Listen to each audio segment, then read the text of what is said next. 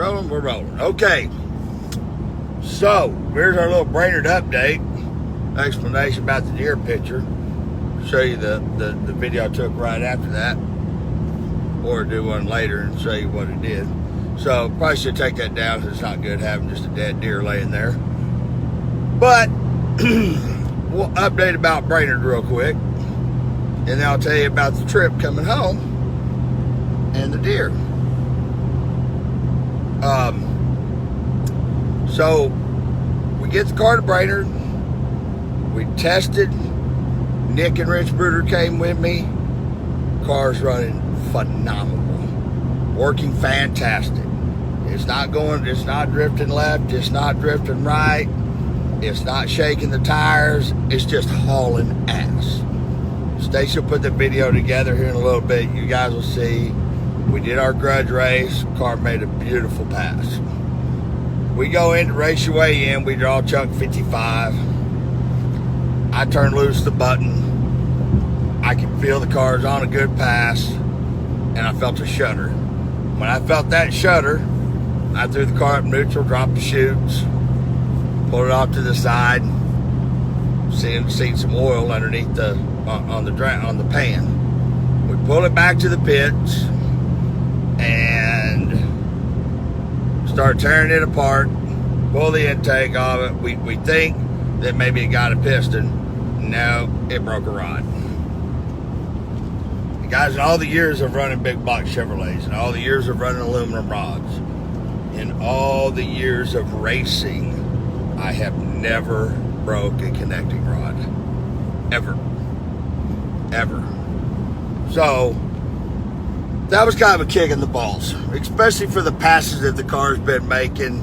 According to the VPS, and when we were testing the car, Nick was doing the parameters on the VPS, and you could take the ET slip and lay it right beside the VPS readout.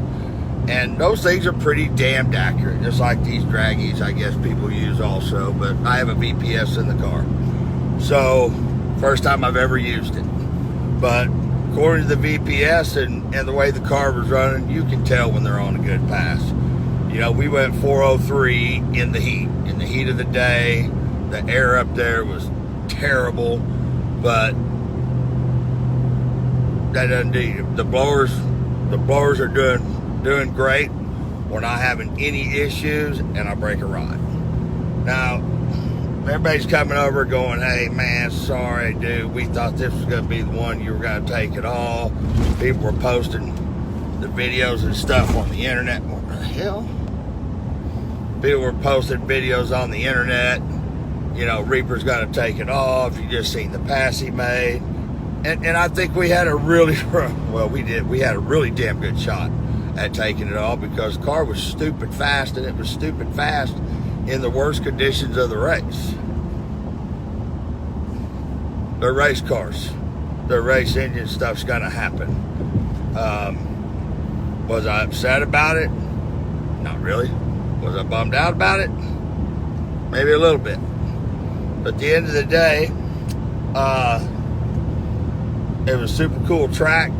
Had some super cool fans there. The people were great. And the most important thing is we're learning about the car. Now I'm more confident in my car than I've ever been in any car in my life. I know this bitch is fast. I know that everybody is going to have a very, very tough time out running this car. And I think everybody else knows the car is fast too, because I'm telling you, it left, it carried the front tires about 250 feet, set them down, and it's like the car was riding a rail. So, Scott Duggins, Power Engines, of course, does all my engines. You guys know that.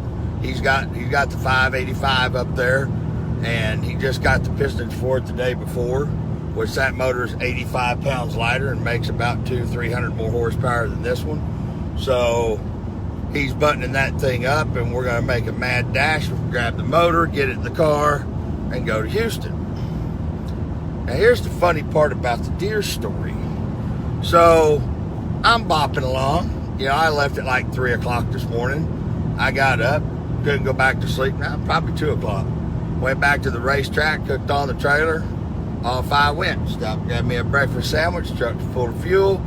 I got Ozzy Osbourne cranked up, and I'm just blowing and going. It's already daylight, and I'm coming down the highway, and I seen the deer come across the road, and I watched it. It went over into the ditch and started across the road. I wasn't worried about the deer. All of a sudden, I guess I picked the one suicidal motherfucking deer in the state of Minnesota, because it turned around. It was already off of the highway going into a field, and it turned, looked at me, and ran straight into the side of the truck. Swear to God, I cannot make this shit up. The whole side of my truck rolled all the way down the side of my truck, tore the back rear dually fender off, and I don't know if it did anything to the trailer, because I stopped, backed up, made sure the deer was dead, because I was going to leave it on the side of the road if it was just hurt.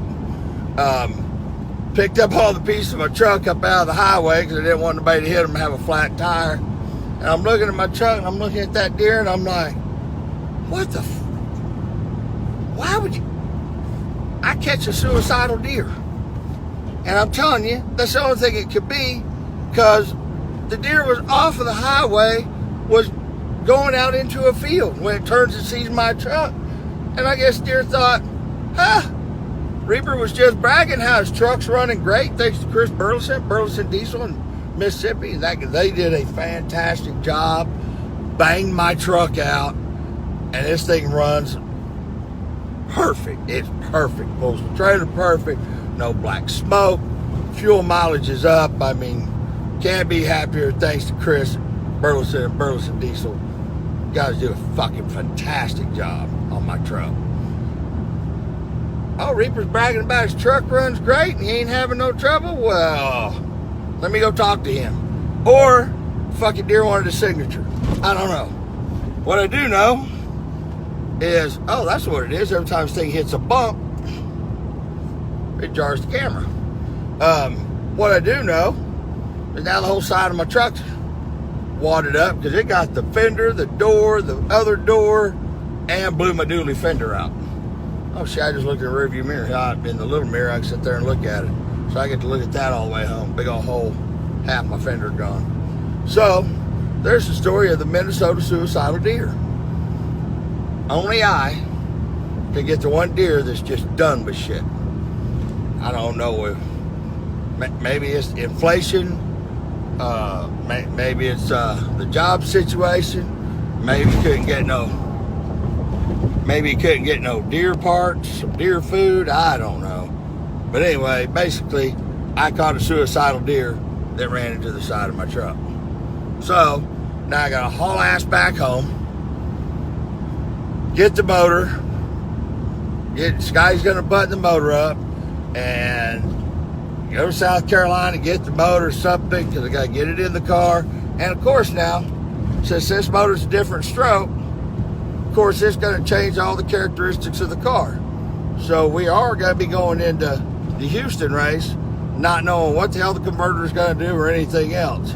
But I got confidence in the car. We know the car fucking works great. And I got confidence in my guys.